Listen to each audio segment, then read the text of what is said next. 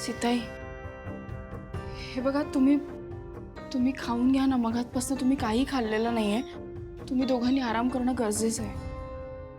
खायची काही इच्छा नाही आहे आता. असं नाही सीताई, खावं लागेल, नाही तर त्रास होईल तुम्हाला. मला सांग, भाऊ कुठे आहेत? अरे मगासपासून फोनवर आहेत नुसते. मीटिंग चालली आहे. मला तर वाटतंय उद्याच निघावं लागणार त्यांना कदाचित. बरं, दिव्या कशी आहे?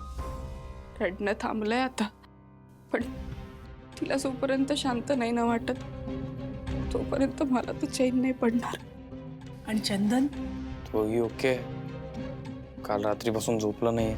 आत्ता झोपवलं मी त्याला, पण ऑब्व्हियसली टेन्शनमध्येच आहे. कशी झोप लागेल त्या बिचाऱ्याला? एवढा मोठा धक्का बसला असेल. असा प्रसंग येईल असं वाटलं सुद्धा नव्हतं. सगळं नीट होईल असं वाटलं. काहीच शिवा, शांत हो बरं. तू असं धीर सोडून कसं चालेल? जे झालं ते खूप वाईट झालं. पण आज घरात जी परिस्थिती आहे ना, त्यात आपल्यालाच सांभाळून घ्यायला पाहिजे. आणि म्हणून शांत.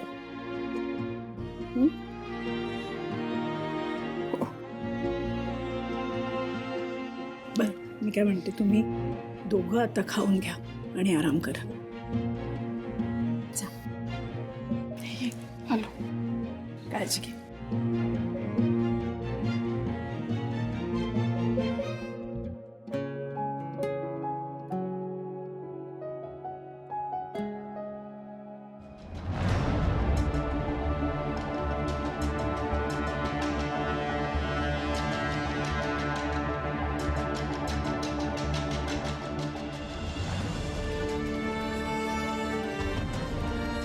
चंदन, घे बाळा, 2 घास खाऊन घे.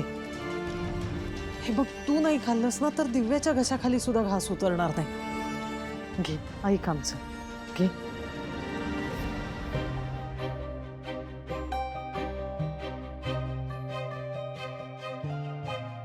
आई, काय झालं? काही नाही गवंती, काय सुचतच नाही बघ. काय बी चांगलं घडत नाहीये. हे समजा आपल्याच बाबतीत का घडते काय कळत नाही बघ. तुम्हाला कोणाला माझं ऐकायचं नसेल तर नका ऐकू, पण हे सगळं त्या उर्मिला काकूंनी केलं. त्यांना माझं बाळ या जगात आलेलं नको होतं. अगं दिव्या, हे बघ, तू शांत हो. तू स्वतःला त्रास नको करून घेऊस. तुझं जे नुकसान झालंय ते देवाकडून सुद्धा भरून निघणार नाहीये. पण म्हणून तीच गोष्ट सारखी उगाळत बसायची आहे का? पण ते थांब. हे बघ, आपण ना इथनं जायला पाहिजे. त्याच्याशिवाय हे जे काही चाललेलं आहे ना, हे दुःख थांबणार नाही इथं. आपण जाऊया. शिवा, लेकराची लय काळजी वाटते ग. मी तुला सांगते, त्या पोरीनं काय बी खाल्लेलं नसणार. चांगलं ओळखते की मी तिला. आई, ती सुद्धा खूप प्रयत्न करते हो. आपल्यामुळे तिचं सासर तिच्यापासून तुटता कामा नये. आपण इथे राहिलो ना तर सगळ्यांनाच त्रास होणार. आजी, आई, तुम्ही काही खाल्लंय का? नाही ग, कोणाच्याच घशाखाली घास उतरत नाही. बघ ना, दिव्या सुद्धा काही खायला तयार नाही.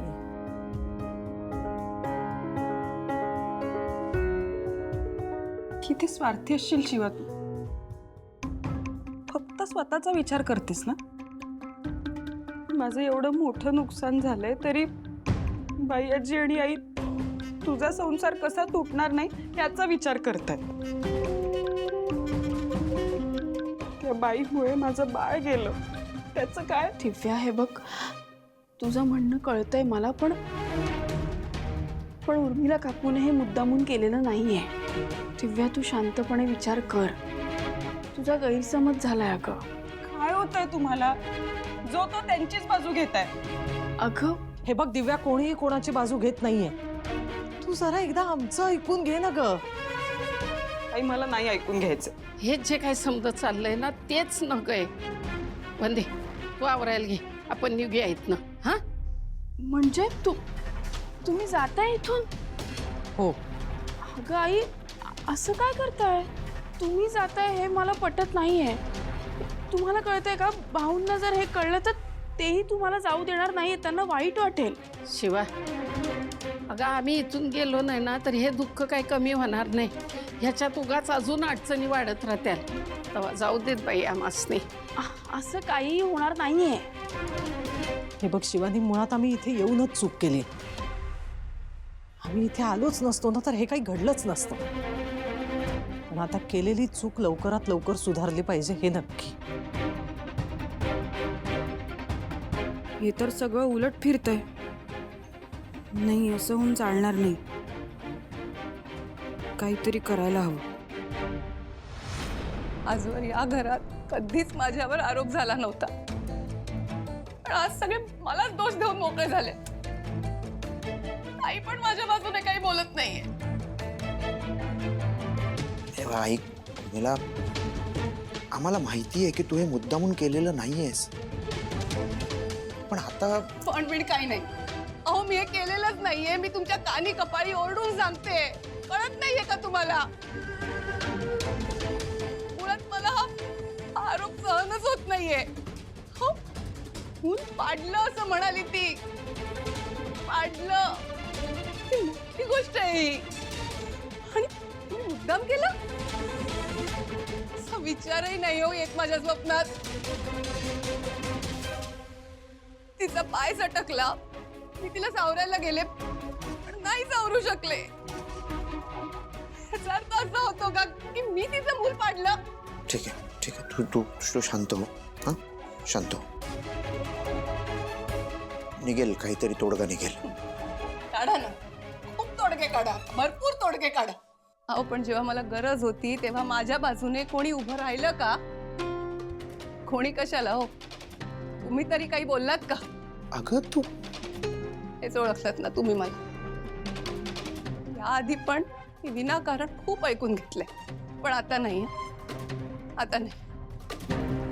माझ्या पोटच्या पोरीसमोर मला दोष दिलेला मला सहन होणार नाही. बाबा, बरोबर आहे आईचं. आपण तिची बाजू घेतलीच पाहिजे. अरे, तुम्हाला असं का वाटतंय की मला नाही घ्यायची तिची बाजू? मला कळतंय उर्मिला, मला सगळं कळतंय. पण अगं तिथे परिस्थितीच अशी होती ना, त्या दिव्याचं अगं बाळ गेलं ग.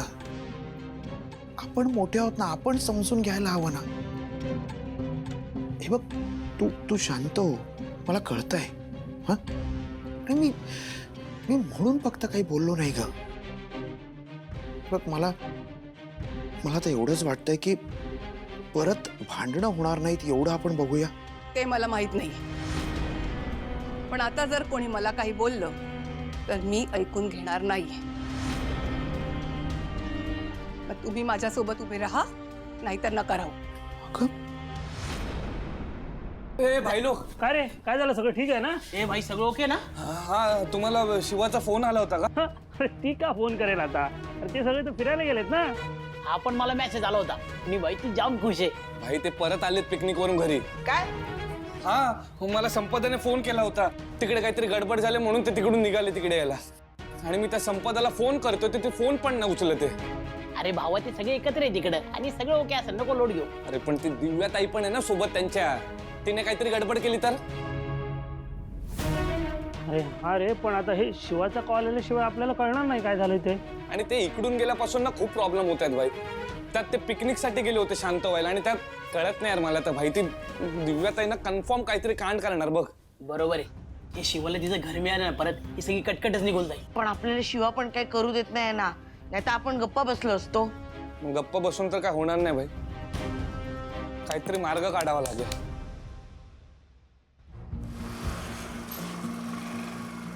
अरे हे पाना गँग, हल्ली तुम्ही लोक काय करत नाही यार. जाम बोर व्हायला होतं. करा ना काहीतरी, करा ना. हा, करा. हे तुम्ही काहीही केलं ना तरी तुमच्या शिवाला हे घर मिळणार नाही, कळलं ना? कळलं काय? कळलं काय? बघतो काय? यार शिवाने अडवलं म्हणून त्याचा नायनाट केला असता मी. उडू दे रे, उडू दे. एक ना एक दिवस तर तावडी सापडन तो. हे घे.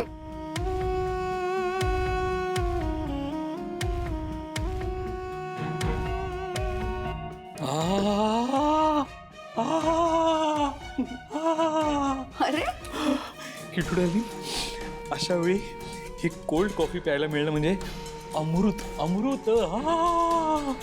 काय चाललंय सुहास तुझं? मज्जा करतोय, एन्जॉय करतोय. म्हणजे बघ ना, आपण जो प्लॅन आखलाय तो जसाच्या तसा पूर्ण झालाय. सक्सेस. आणि महत्वाचं काय माहितीये का, आपल्यावर कोणीही आरोप करत नाही, आपलं कोणाशी भांडण झालेलं नाहीये, तरी सुद्धा आपल्याला हवं तेच घडलंय. याला म्हणतात नशीब फळफळणं. खेळच असा खेळलाय ना की सगळं आपल्याला हवं तसं जसंच्या तसं घडलंय. किट्टू डार्लिंग, पण ती डॉक्टरला मॅनेज करायची तुझी आयडिया भारी होती. मानला मानला तुला. वा वा वा. अंदाज होताच मला. मग मी विचार केला, पैशांची गरज सगळ्यांना असते. जशी आता आपल्याला आपल्या रूमची गरज आहे. काय त्या गोष्टीला पण फार वेळ नाही लागणार. लवकरच आपली रूम आपल्या ताब्यात येणार. Cheers.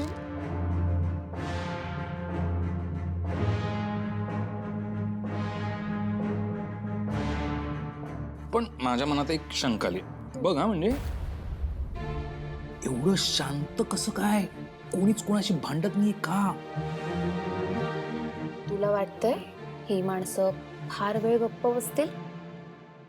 आणि सुहास, माझी लाडकी काकूच आपल्याला आपली रूम मिळवून देणार. काय ना, मेन माणसावरच असा घाव घातलाय ना आपण. मग आता या निमित्ताने अजून एक कोल्ड कॉफी. हो, मला पण खरं तर इच्छा झालीच आहे. येस. जा घेऊन ये. उठ उठ, लवकर उठ. काय एन्जॉय करायचं ना. तू पण उठ.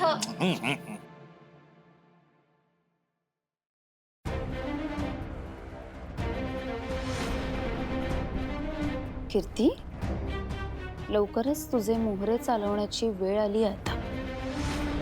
दाखवून दे सगळ्यांना तू कोण असते.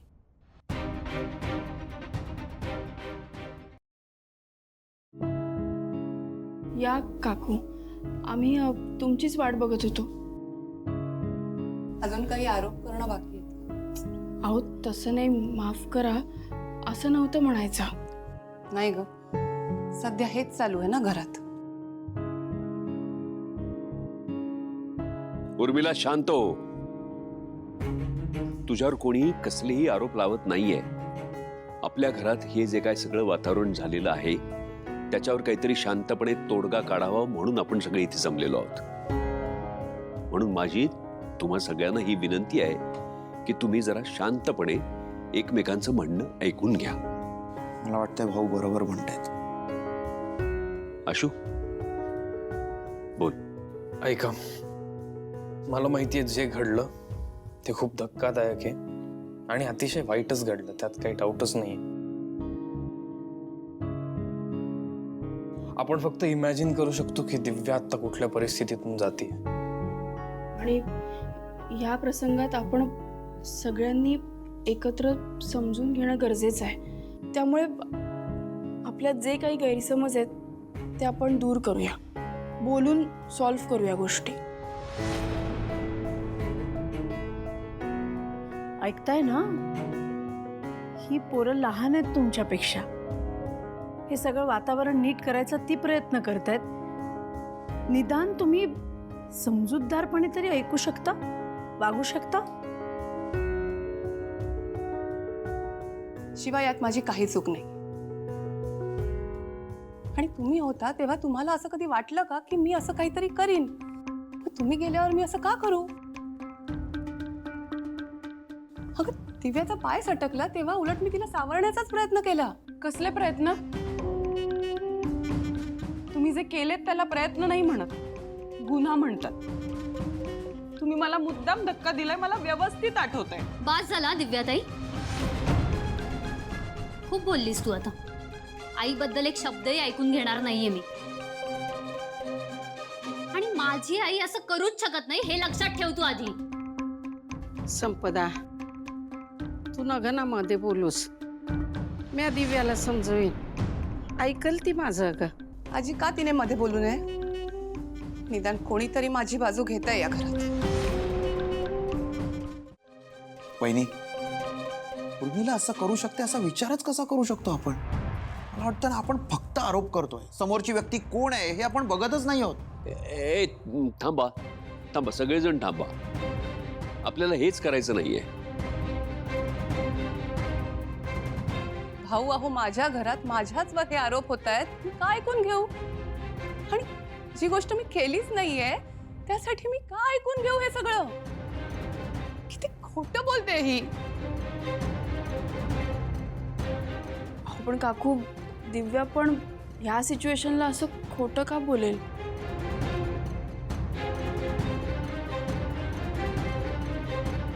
शिवा, तूच बाकी होतीस हे बोलायची.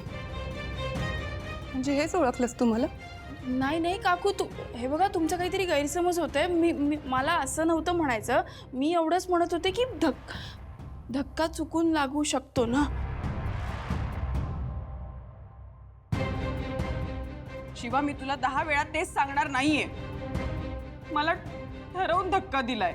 दिव्या, तू जरा थांबतेस का? मी बोलते ना. आता वाटेल ते बोलतेस हा दिव्या तू? अगं तुला धक्का देऊन मला काय मिळणार आहे? माझ्या बाळाचा जीव घेतलाच ना तुम्ही. काही बोलते हो, काही बोलते. म्हणूनच आम्ही आल्यापासून तुम्ही आमच्यावर राग करत होतात. बाई आजीवर चोरीचे आरोप काय केले, आणि आता सगळं व्यवस्थित सुरू असताना तुम्हाला ते बघवलं नाही म्हणून तुम्ही मला धक्का दिला. मान्य करा हे. भाऊ, ही मुलगी काय वाटेल ते बोलते आणि तुम्ही का गप्प बसलात? बापरे, काय चाललंय आपल्या घरात? किती शांतता होती. काय शिवा, तुला खरंच वाटतंय तुमची आयडिया चांगली होती? तुमच्या प्लॅन नंतर सगळ्यांच्या आयुष्यात अजून प्रॉब्लेम्स वाढलेत, कमी झालेले नाहीयेत. उलट त्या ट्रिप प्लॅन नंतर ना अजून वाढलेत. आणि आता तर तुझी फॅमिली माझ्या फॅमिलीवर वाटेल ते आरोप करायला लागलीये. काय तुम्हाला आम्ही वस्तीतले लोक वाटलो तुमच्यासारखी? कीर्ती, अगं आम्ही वस्तीतली माणसं असलो तरी स्वाभिमानी आहोत ग. आणि कीर्तीताई, आम्ही वस्तीतले असलो ना तरी प्रामाणिक आहोत. हो का? दिसतोय ना तुमचा प्रामाणिकपणा वेळोवेळी दिसतोय आम्हाला. आणि काय हो, कधी झालंय का असं तुम्ही आमच्या घरात आलाय आणि भांडणं झाली नाहीत? झालंय कधी असं? कीर्ती, तू मध्ये बोलू नकोस. इथे वेगळा विषय चाललाय, तू शांत बस. थांबा जरा. हे बघा, गोष्टी बोलण्याने सॉल्व्ह होतील ना. आपण शांतपणे बोलूया ना प्लीज. नाही शिवानी, आम्ही आता अजून इथे थांबू शकत नाही. आम्हाला इथून जायलाच हवं. भयवंती भाऊ, आम्हाला इथनं जायला पाहिजे. आजी एक मिनिट. आजी, असं कुठेही जाऊन आणि कुणीही कुठेही तडकाफडकी जाण्याची काही गरज नाहीये. हे सगळे वाद मिटवायलाच आपण इथे थांबलोयत ना आजी. भाऊ, आम्हाला जाऊ द्या तिथनं. आम्ही जर गेलो नाही ना इथनं तर ही जी काही भांडणं चालली आहे नाही थांबणारी आहे. तर जाऊ दे तमासनी. आजी, अहो एकदा चंदनकडे बघा, त्याची काय अवस्था झाली आहे. त्याची ही अवस्था आपल्या कुणालाही बघवत नाहीये. बस झालं दिव्या, बस झालं. तुमच्या अशा भांडणामुळे माझं बाळ परत येणार आहे का? येणार असेल तर खुशाल भांडा. चंदन, दिव्या, तुम्ही शांत व्हा. हे बघा, या परिस्थितीत आपण एकमेकांना समजून घेतलं पाहिजे. पण माझ्यावर लावलेला हा खोटा आरोप मी सहन करणार नाही.